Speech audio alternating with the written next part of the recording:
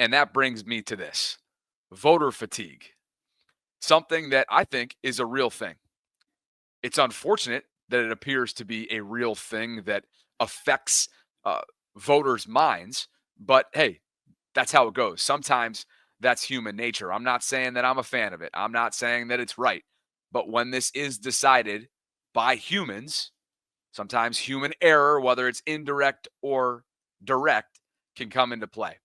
And I thought Tony Romo may have just exposed that exact concept, to be honest with you, in game earlier today during the Jets Bills broadcast. It was the A team for CBS: Tony, Jim Nantz, and Tracy Wolfson. And here is what Tony Romo had to say when Josh Allen, not long after Josh Allen handed off a touchdown to James Cook. If you're going to win an MVP on one extra touchdown pass or something, I don't think that's I know right. You don't have a vote, but you know how voters are influenced. It always gets down to these numbers. I think they're tied in my brain. I think that Josh Allen might get the edge only because Lamar's had two.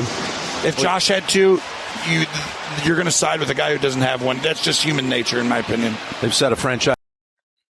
Okay, so Tony Romo, quote, I think they're tied in my brain. I think that Josh Allen might get the edge only because Lamar's had two.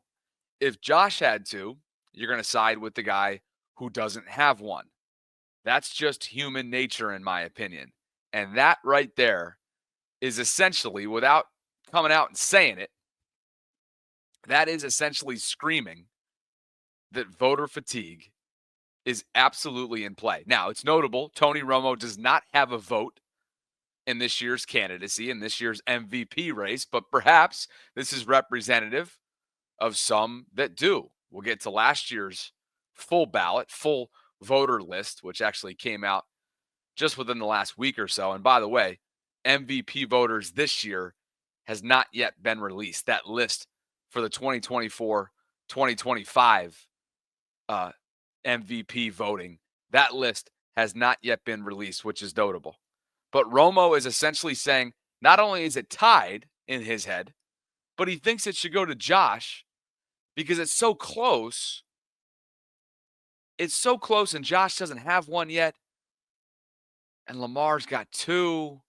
Why not? Well, Emmanuel Acho, who I know has been inconsistent at times with his Lamar Jackson coverage, I thought made some interesting points. And he quote tweeted me earlier, just within the last hour, and had this to say.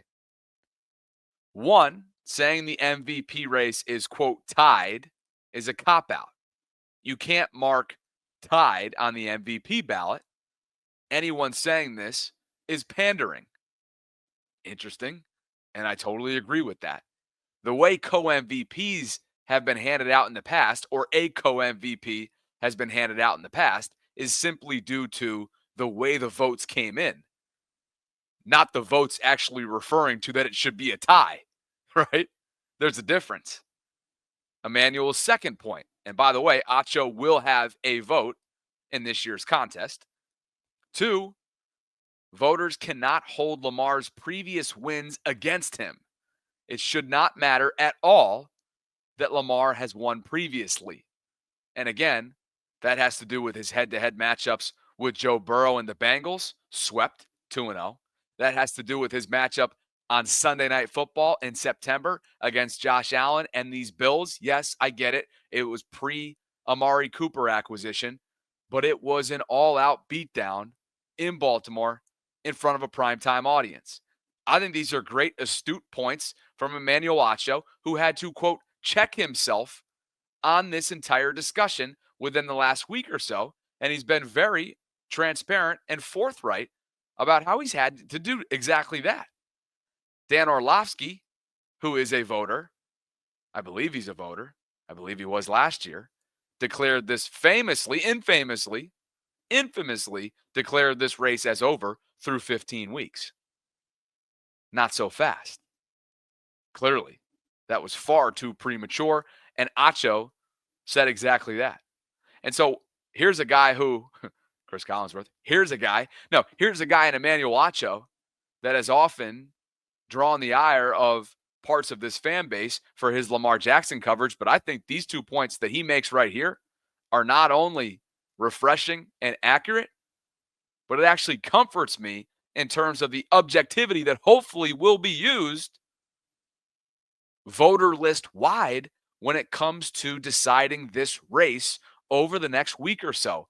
I really think that quite a few folks believe that this race, one, is not over, and two, despite what the betting odds currently tell you, among many sports books, Lamar is in the lead of Josh.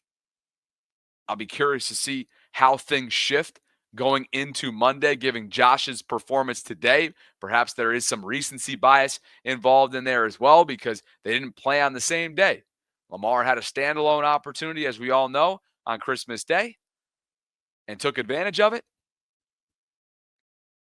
And Josh Allen had his chance today, albeit against a New York Jets team that's going nowhere fast. 40-14 was the final. A very different foe than the Houston Texans.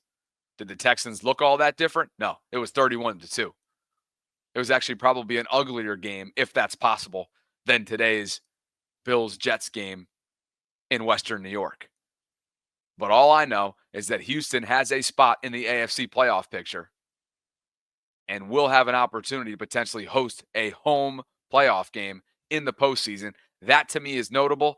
This is notable from Emmanuel Acho, and I thought this was notable from Nate Burleson, courtesy of CBS earlier.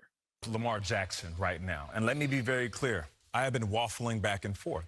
I feel like we are in a position where, as fans, this is what we want. We want it to come down to the last couple of weeks of the season.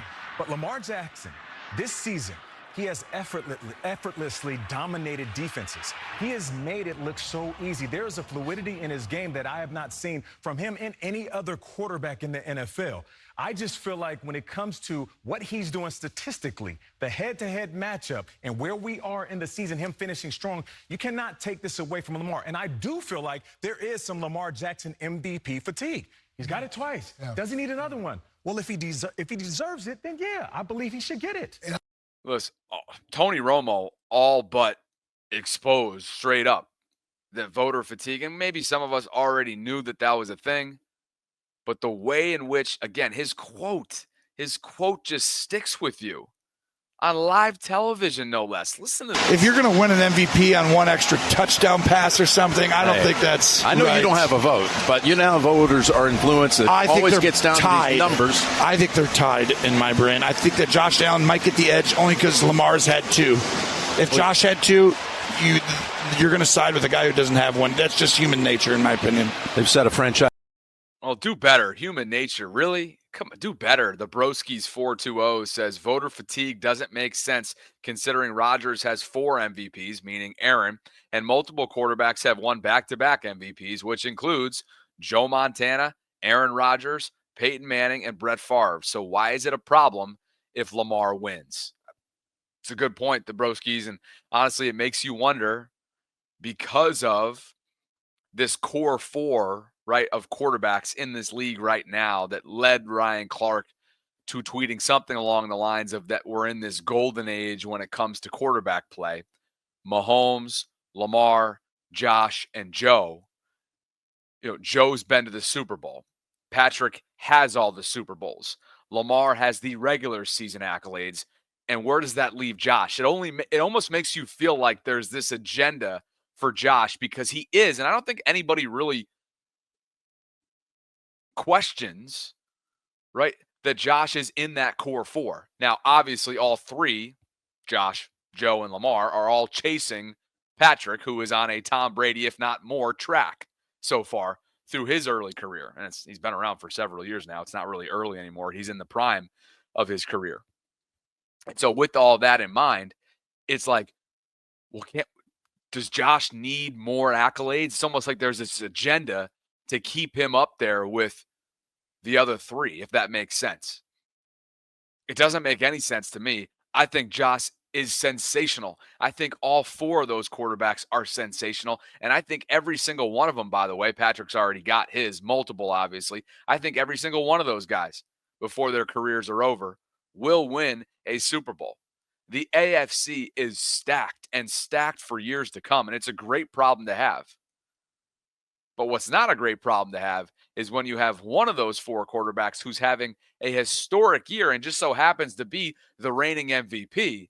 That shouldn't take away from his candidacy, and I think that's what the Broskis is getting at right here. Now, when it comes to MVP voting, Sarah and I covered this on Friday, but just in case you are already in holiday mode, I want you to see the list that was leaked from last year's voters. Okay, these were last year's 2023, 2024 NFL MVP voters. Emmanuel Acho, of course, he is again this year.